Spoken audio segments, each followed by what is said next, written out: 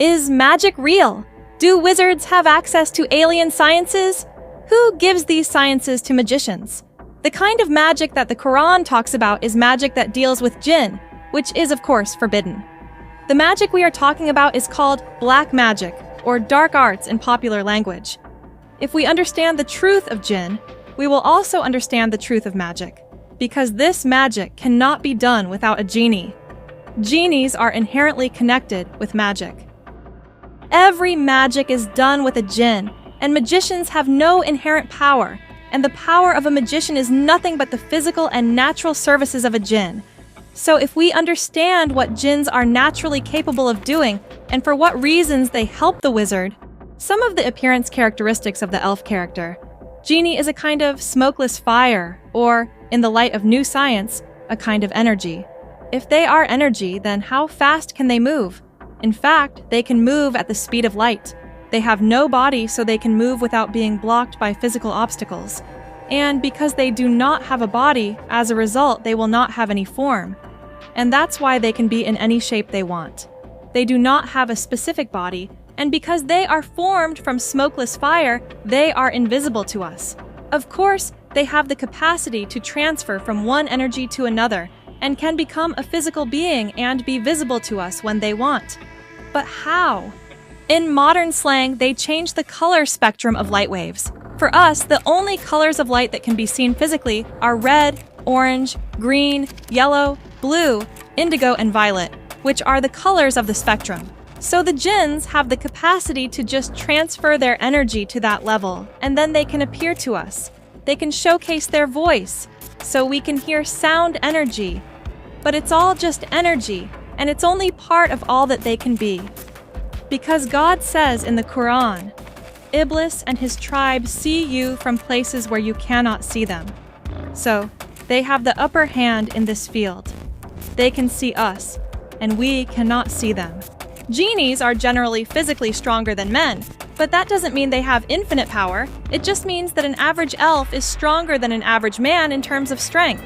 Another point is that jinns have a very unique power, which is the power to transform matter into energy and return to matter again.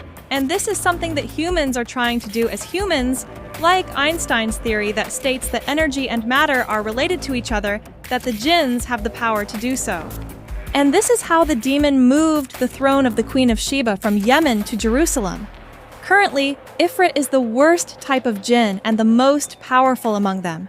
Ifrit is what is called demons in Western literature.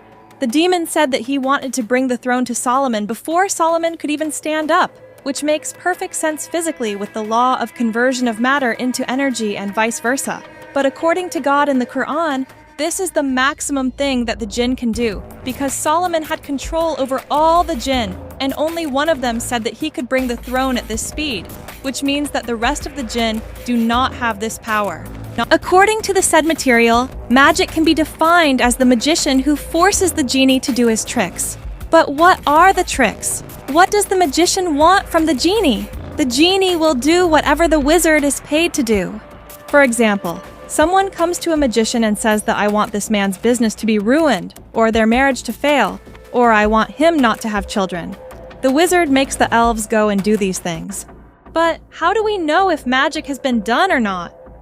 Regarding the example of having a baby, if someone has miscarriages one after another, and the doctors do not have an answer and the medical treatments did not work, without the doctors knowing the reason, maybe this is the work of jinn. But if the doctor can fix the problem, if the problem is caused by genes or DNA or hormones, this issue cannot be magic. But all these arise from the natural power of jinn. In fact, jinns do not have supernatural powers. Everything they do is based on their physical strength. The jinn can enter the human body and have access to the blood. Prophet Muhammad said, Satan moves in the blood of the son of Adam. And jinns may have other powers that we are unaware of, but it is natural for jinns. So basically all magic is genies who naturally perform actions at the command of magicians. Why do jinn obey wizards? Why do elves actually work for wizards? Here comes one of the false myths of black magic, which is that the magician controls the demons. This is a false myth and completely wrong. According to this, the magician has somehow trapped the genie and made him his servant. This theory is very popular among witches, because witches want to pretend that they are the ones controlling the demons. But the experiences of magicians all show that the above is completely the opposite. This means that this magician is completely a slave and servant of the jinn. Of course, wizards don't want to tell others about this. Therefore, the genie does everything because he wants to, not because the wizard forced him.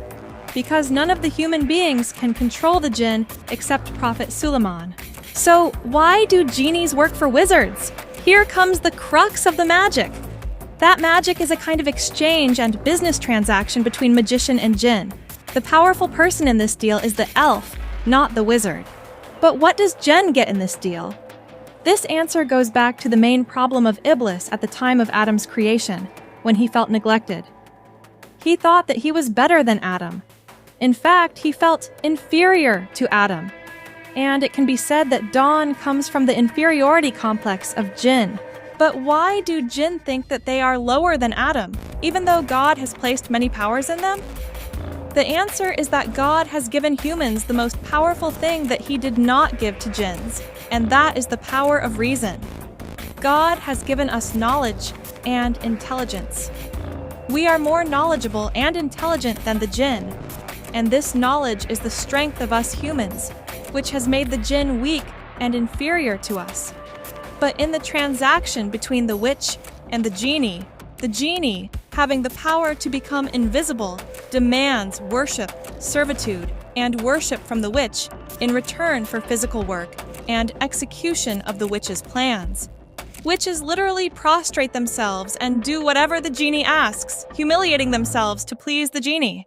Of course, another reason is to mislead people and turn them away from the worship of God towards the worship of Satan. In fact, the genie asks the magician to pay for his services with the magician's faith and religion by doing insulting things, such as blood sacrifices, making potions, collecting dirt, bones, eyeballs, and other body parts. And how does the genie feel watching the humiliation of the wizard who seeks to collect these items? The genie forces the wizard to go to the cemetery in the middle of the night and do some work, and the wizard goes along and does all the work. Things that even an ignorant and irreligious person hates to do. And all this makes the jinns feel superior.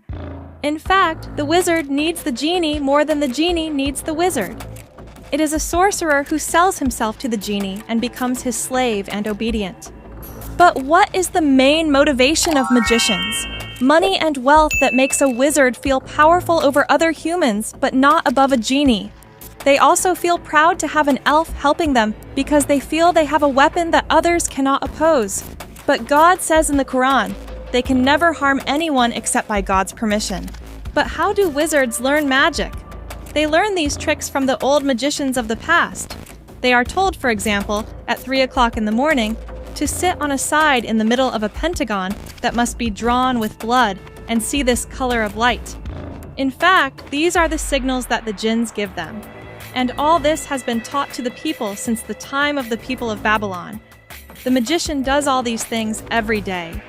Of course, in the beginning, nothing happens for a few days, and he does not receive any signal or sign from the jinn, because the jinn want to see if that person is serious or not.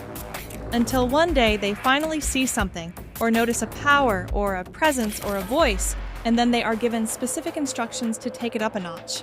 Communication is direct, and the relationship begins. The next point is that this genie, whom the magician calls, is usually not the genie who does the tasks requested by the magician and harms others. Rather, in fact, jinns have helpers and servants. Genies are like a kind of mafia with a boss who rules over a group of foot soldiers. In fact, the magician contacts one of the high-ranking jinns, maybe even contacts the boss himself. And then his work is done by weaker jinns. If other weak elves disobey his orders, they will be tormented and tortured by the weak elves. Several motivations in weaker jinns make them do this. Sometimes threats, sometimes bribes, and sometimes even a kind of slavery make them have no choice but to obey in front of stronger jinns. On the other hand, Stronger jinn use thousands of weak jinn to implement the magician's intentions. It is noteworthy that the number of jinns is much more than the number of humans. Each genie can have 1,000 children, and each genie lives for hundreds of years. But magic is done with what tools or devices? Does the magician need special tools for magic? How to detect a spell? Or how to cancel the effect of a spell? Dear friends, to see the answers to these questions, be sure to watch the next video.